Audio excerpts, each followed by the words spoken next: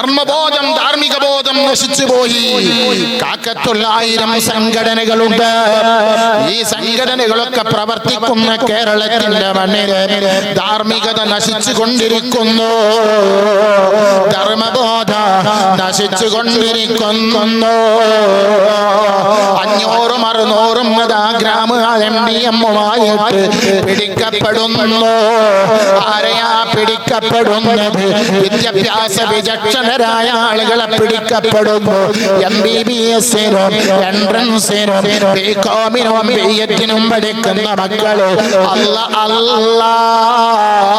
യുവാക്കളെ പിടിക്കപ്പെടുന്നു. യുവതികളെ പിടിക്കപ്പെടുന്നു. എന്തേ കാരണോ? ധർമ്മബോധം നശിച്ചതിന്റെ കാരണമല്ലേ? ധാർമ്മിക ബോധമില്ലാത്തതിന്റെ കാരണമല്ലേ? അതുകൊണ്ട് വിശ്വാസികളെ, മോമിനീങ്ങളെ, ഞാൻ നിങ്ങളോട് പറയുന്നു, സമയത്തിന്റെ മൂല്യം നാം തിരിച്ചറിയുന്നില്ല. കാലത്തിന്റെ മൂല്യം തിരിച്ചറിയുന്നില്ല. സമയത്തിന്റെ മൂല്യം തിരിച്ചറിയുന്നില്ല. എങ്ങനെയെങ്കിലും ജീവിക്കണം. അത് ജേട്ടനെ കൊന്നിട്ടാണെങ്കിലും അർജുനെ പറ്റിച്ചിട്ടാണെങ്കിലും അല്ലേ, അതെ, എങ്ങനെയെങ്കിലും ജീവിക്കണം. സുബ്ഹാനല്ലാഹ്. ഇനി ഒരു നിലക്കും അവനെ തകർക്കാൻ കഴിഞ്ഞില്ലെങ്കിൽ അവനെ കൂടോത്രം ചെയ്യുന്നു, സിഹ്ർ ചെയ്യുന്നു, മരണപ്പടി ചെയ്യുന്നു. അത് ചെയ്തു കൊടുക്കുന്നവരരികത്ത് പോയിട്ട് ലക്ഷങ്ങളും 10,000-ങ്ങളും കൊടുത്തിട്ട് ജേട്ടനാണോ, അനുജനാണോ, അയൽവാസിയാണോ, അതേ ഭാര്യയാണോ, ഭർത്താവാണോ, വാപ്പയാണോ, ഉമ്മയാണോ എന്നൊന്നും നോക്കുന്നില്ല. അവരങ്ങ് നശിച്ചു പോട്ടെ. ഇടയ്ക്ക് ഞാൻ ഓർമ്മപ്പെടുത്തുകയാണ്, പൊറുക്കപ്പെടാത്ത 7 വൻദോഷങ്ങളിൽപ്പെട്ട അതിഭീകരമായ പ്രവർത്തനം, കഠോരമായ പ്രവർത്തനം, ഒരിക്കലും തൗബ സ്വീകരിക്കാത്ത പ്രവർത്തനത്തിൽ പെട്ട പ്രവർത്തനമാണോ കൂടോത്രം, സിഹ്ർ ചെയ്യൽ. പാടില്ലേ, പാടില്ലേ, പാടില്ലേ. ഒരാളും തകരണമെന്ന്, ഒരാളും തകർക്കണമെന്ന്, ഒരാളുടെയും കട പൂട്ടണമെന്ന്, ഒരാളുടെയും ബിസിനസ് തകരണമെന്ന് ആലോചിക്കാനേ പാടില്ല, ചിന്തിക്കാനേ പാടില്ല. നന്മയല്ലാതെ നമ്മുടെ മനസ്സിൽ വരാനേ പാടില്ല. സുബ്ഹാനല്ലാഹ്. അതുകൊണ്ടല്ലേ മഹാന്മാര് പഠിപ്പിക്കുന്നത്, സമയത്തിന്റെ വില അറിയണം, സമയത്തിന്റെ വില അറിയണം. അധ്വാനിക്കണേ, അധ്വാനിക്കണേ, പ്രവർത്തിക്കണേ. അതല്ലേ ഇബ്നു അബ്ബാസ് റളിയല്ലാഹു തആല റിപ്പോർട്ട് ചെയ്യുന്നു. നബി തങ്ങൾ പറഞ്ഞതായിട്ട് പറയുന്നു, ഞാൻ നേരത്തെ പറഞ്ഞില്ലേ, ഒരു മനുഷ്യൻ അല്ലാഹു ചെയ്യുന്ന അനുഗ്രഹങ്ങൾ പലതുമുണ്ടല്ലോ. അതിലേറ്റവും പ്രധാനപ്പെട്ടത് ആയുസ്സാണ്.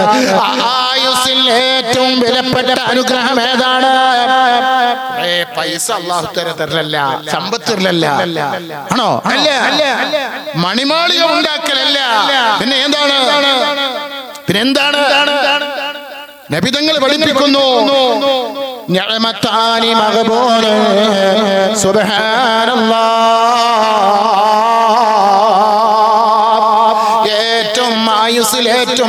ഏറ്റവും വലിയ അനുഗ്രഹം ആയുസ്സാണ്. ആയുസ്സിൽ പ്രധാനപ്പെട്ട അനുഗ്രഹം 2 എണ്ണാണ്. അതേതാണെന്ന് അറിയുമോ? വിലമതിക്കാൻ കഴിയാത്ത അനുഗ്രഹം. അത് രണ്ടിലും കസീറും മിനന്നാസ്. ജനങ്ങളതാ മറക്കുന്നു, പാഴാക്കുന്നു, ജനങ്ങൾ അറിയുന്നില്ല. ആരോഗ്യമാണ്, ആരോഗ്യം പ്രധാന ഘടകമാണ്. ആരോഗ്യം പ്രധാന ഘടകമാണ്. ഇസ്ലാം ആരോഗ്യത്തിന് പ്രാധാന്യം നൽകിയിട്ടുണ്ട്.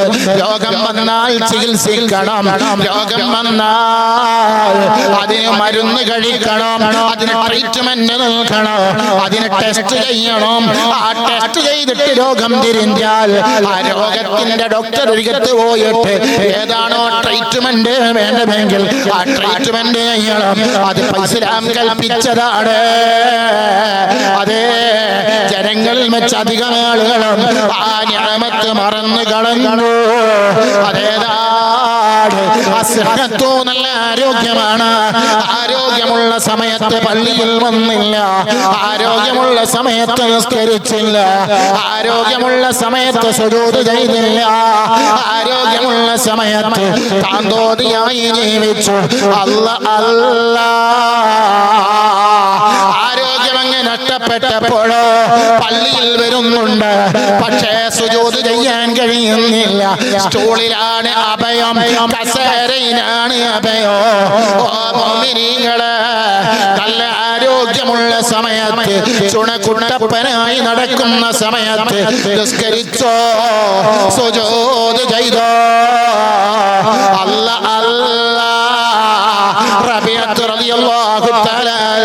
റസൂലുള്ളാഹിയോട് സ്വർഗ്ഗത്തിൽ നിങ്ങളുടെ അരികത്തൊരു സീറ്റ് വേണമെന്ന് പറഞ്ഞപ്പോ റബീഅത്ത് തങ്ങളോട് മുത്തുനബി പറഞ്ഞതെന്താ? സദഖ ചെയ്യാനല്ല, പക്ഷേ നോമ്പെടുക്കാനല്ല, ഹജ്ജ് ചെയ്യാനല്ല. പിന്നെ എന്താ പറഞ്ഞത്? അതേ, സുജൂദ് ചെയ്തിട്ട് എന്നെ സഹായിക്കണമെന്ന് ലോകത്തിന്റെ മുത്തേ ഹബീബ് മുഹമ്മദ് മുസ്തഫ. സുബ്ഹാനല്ലാഹ്, അധികം മനോഹര നൂറുല്ലാഹ് അഹ്മദ് നബിയിൽ സല്ലല്ലാഹ് അഗതിദയാലു ഹബീബുല്ലാഹ് ആദരവായ റസൂലുള്ളാഹ് ആദരവായ റസൂലുള്ളാഹ്.